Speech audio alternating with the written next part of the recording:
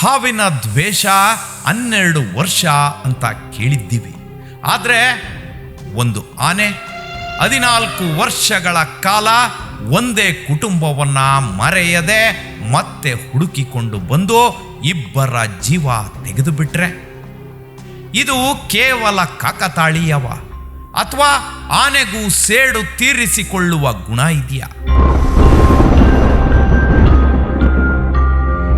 ಇದು ಸಿನಿಮಾ ಕಥೆಯಲ್ಲ, ನೇಪಾಳದಲ್ಲಿ ನಡೆದ ನಿಜವಾದ ಘಟನೆ. ಈ ಕತೆ ಕೇಳಿದ ಮೇಲೆ ಎಲಿಫೆಂಟ್ ನೆವರ್ ಫರ್ಗೆಟ್ಸ್ ಅನ್ನೋ ಮಾತು ಸತ್ಯವೇ ಇರಬಹುದು ಅನ್ಸುತ್ತೆ.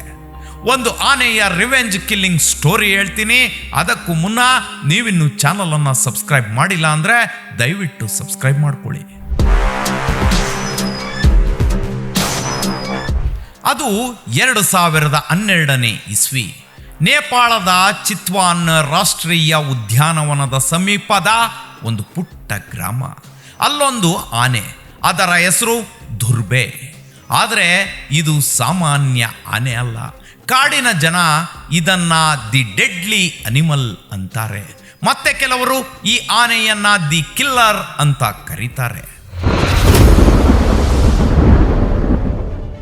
2012ನೇ ಇಸ್ವಿ ಮೇ ತಿಂಗಳು ಡೆಡ್ಲಿ ದುರ್ಬೆ ಒಂದೇ ಕುಟುಂಬದ ಇಬ್ಬರ ಮೇಲೆ ದಾಳಿ ಮಾಡಿತ್ತು. ಕೆಲವೇ ಕ್ಷಣಗಳಲ್ಲಿ ಇಬ್ಬರು ಪ್ರಾಣ ಕಳೆದುಕೊಂಡಿದ್ರು.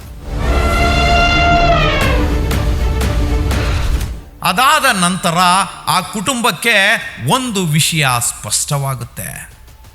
ಈ ಆನೆಯ ಕಾಟದಿಂದ ಇನ್ನು ಊರಲ್ಲಿ ಬದುಕೋಕೆ ಸಾಧ್ಯವಿಲ್ಲ. ಹೀಗಾಗಿ ಅವರು ಊರನ್ನೇ ಬಿಟ್ಟು ಹೊರಟರು.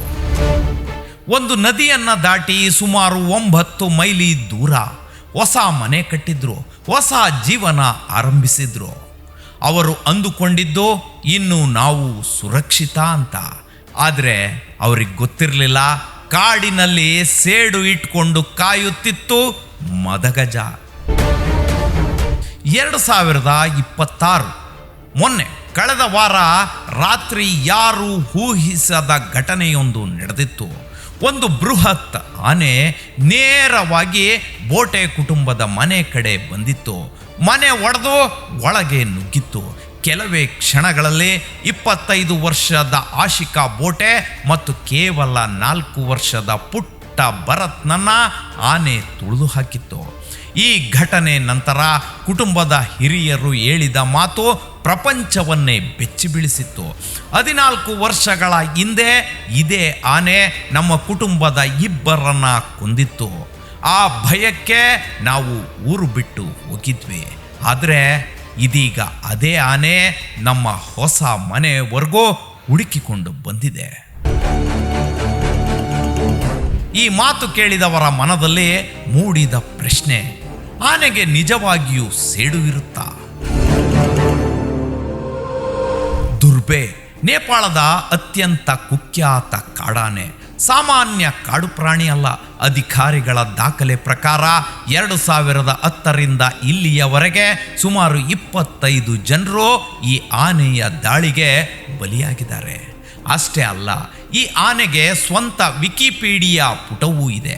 ಅದರಲ್ಲೂ ದಾಳಿಗಳ ಪಟ್ಟಿ, ಸಾವುಗಳ ವಿವರ ಎಲ್ಲ ದಾಖಲಾಗಿದೆ. ಅಧಿಕಾರಿಗಳು ಇದನ್ನು ನಿಯಂತ್ರಿಸೋಕೆ 2016ರಲ್ಲಿ GPS ಟ್ರ್ಯಾಕಿಂಗ್ ಕಾಲರ್ ಹಾಕಿದ್ರು. ನಂತರ 2020ರಲ್ಲಿ ಮತ್ತೊಂದು, 2023ರಲ್ಲಿ ಮತ್ತೆ ಬದಲಿಸಿದ್ರು. ಪ್ರತಿ ಹೆಜ್ಜೆಯ ಮೇಲೆ ಕಣ್ಣಿಟ್ಟರೂ ದುರ್ಬೆಯ ದಾಳಿಗಳು ಮಾತ್ರ ನಿಲ್ಲಲಿಲ್ಲ.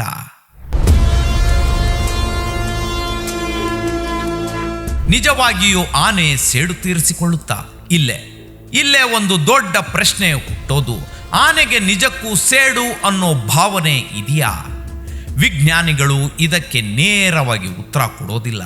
ಆದರೆ ಒಂದು ವಿಷಯ ಮಾತ್ರ ಖಚಿತ, ಆನೆಗೆ ಅಸಾಧಾರಣ ಸ್ಮರಣ ಶಕ್ತಿ ಇದೆ. ಅಮೆರಿಕಾದ ಪ್ರಸಿದ್ಧ ಆನೆ ಸಂಶೋಧಕಿ ಡಾಕ್ಟರ್ ಜಾಯ್ಸ್ ಪೂಲ್ ಅವರ ಪ್ರಕಾರ ಆನೆಗಳು ವರ್ಷಗಳ ಹಿಂದೆ ಇದ್ದ ನೀರಿನ ಮೂಲ, ಆಹಾರದ ದಾರಿ ಮತ್ತು ಅಪಾಯ ತಂದ ಮನುಷ್ಯರನ್ನು ಕೂಡ ಗುರುತಿಸಬಲ್ಲವು. ಅವು ಮುಖಗಳನ್ನು, ಧ್ವನಿಗಳನ್ನು, ವಾಸನೆಗಳನ್ನು ಬಹಳ ಕಾಲ ನೆನಪಿಟ್ಟುಕೊಳ್ತಾವಂತೆ.